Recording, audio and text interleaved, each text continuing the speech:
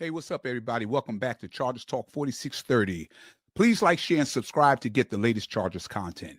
And before we get started, I want to give a big shout out to Cam, who hit me up on social media yesterday, and we chatted for a while about the Chargers, and he just wanted to introduce himself and complimented the podcast. So thank you, Cam, and a big shout out to you. I appreciate you, Cam. So what's up, people? Charger fans, how we feeling today? We coming off a nice week where we did some amazing things on that Sunday night football game, and we're happy about that. A lot of us have had a great week of watching different football networks to see what they're going to be talking about. And what's up, Charger fans? This has been a great week so far. A lot of confidence.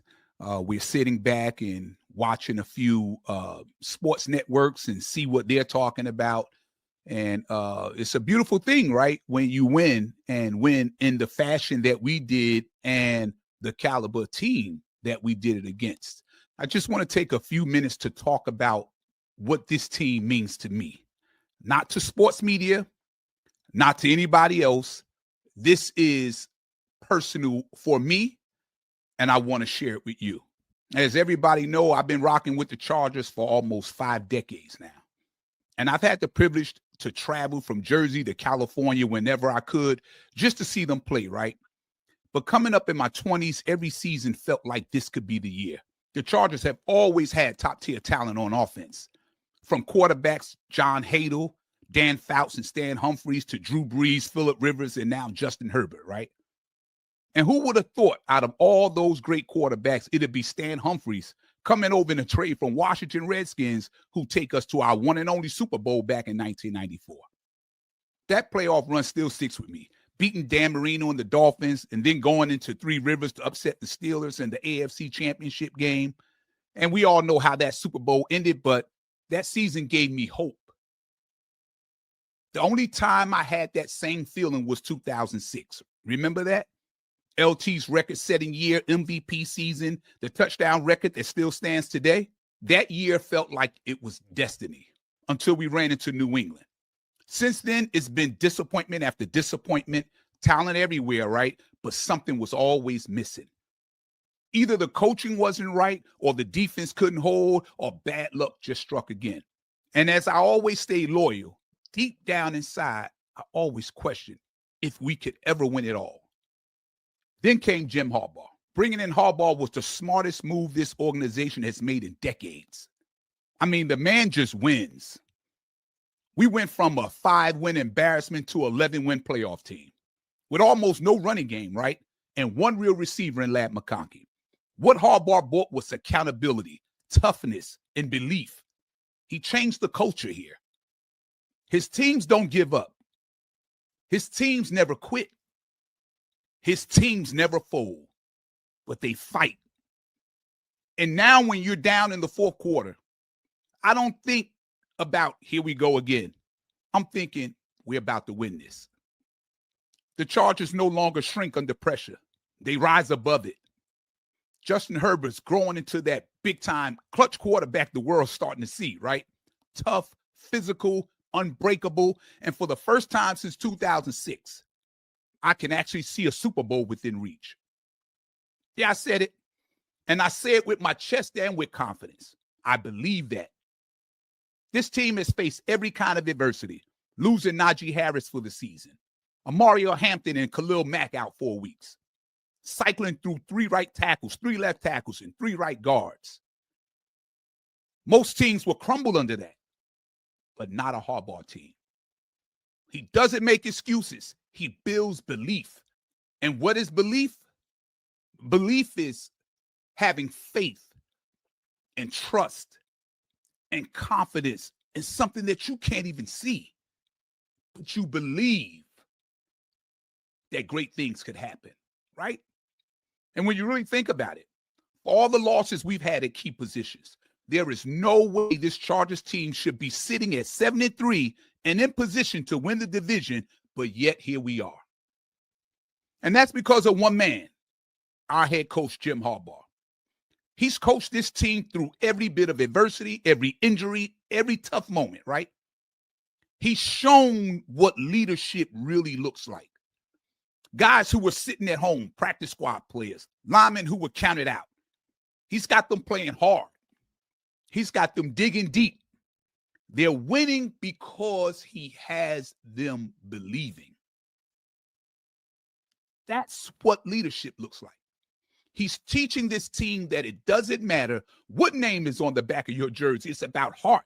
It's about toughness, and it's about the team. And if there's one thing Harbaugh's proven week after week after week, it's that hard work will always beat talent when talent doesn't put in the work. Did you hear what I said? Hard work will always beat talent when talent doesn't want to put in the work. And if I can be honest, if there's one person I would admire and would love to meet and just shake his hand, it'd be Jim Harbaugh. I look him in the eye and say, Coach, thank you. You made me proud to be a Chargers fan again. Because that's what he's done. He's brought back hope. He's brought back belief. And now you can see it and you can feel it. And there's something special is finally happening with the Chargers. So to my Charger fans out there, I don't have a crystal ball. I can't read into the future. I don't know how this season is going to end, but I do believe in my heart that we're on the cusp of doing something great. It may not be this year. It may not be next year, but for the first time in a long time, I feel it and I believe it. So I just want to share that with you, and I'm going to end this segment right there and get ready for my next category.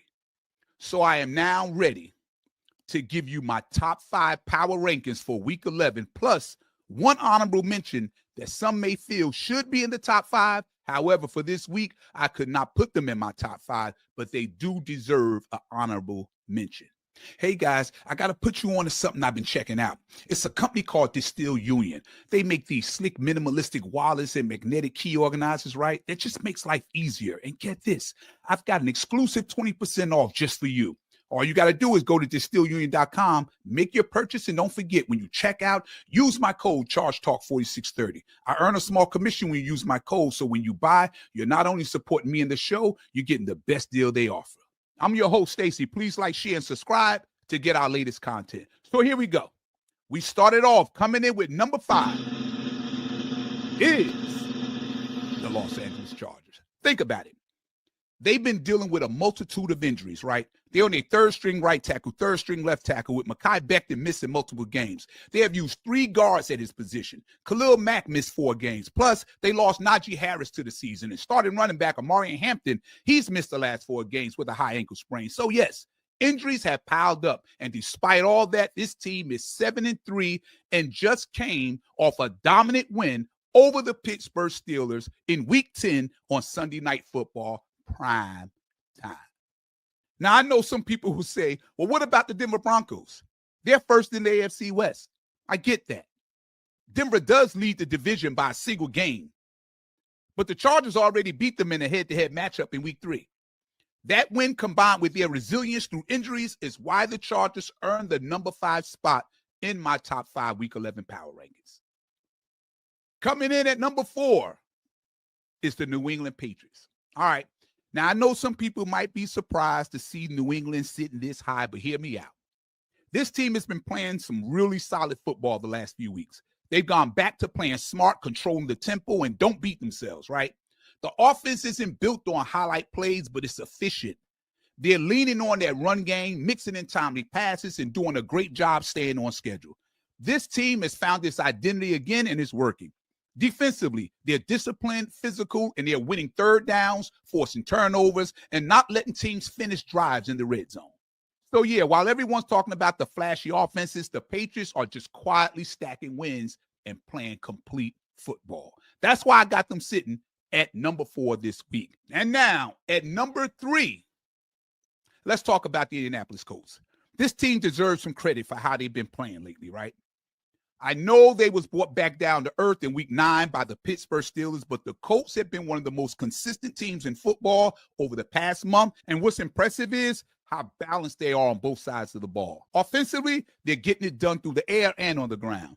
The run game has been setting the tone. Jonathan Taylor looks healthy and explosive again, and that's opening things up for the passing game. Now, defensively, the Colts just play tough, right?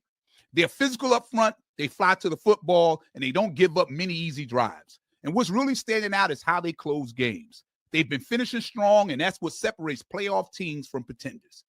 That's why I've got Indy sitting at number 3 this week. And they're not just sneaking up on people anymore now. They're for real. Coming in at number 2, I've got the Los Angeles Rams. And, man, this team is rolling right now. Sean McVay has that offense looking dangerous again. They're balanced, creative, and playing with rhythm. Matthew Stafford looks comfortable and confident, but that's been the key, right? The connection with Devontae Adams and Puka Nacua, these two have completely opened up this offense. Adams gives Stafford that veteran go-to target who can win on any route, and Nacua continues to be one of the toughest young receivers in our league.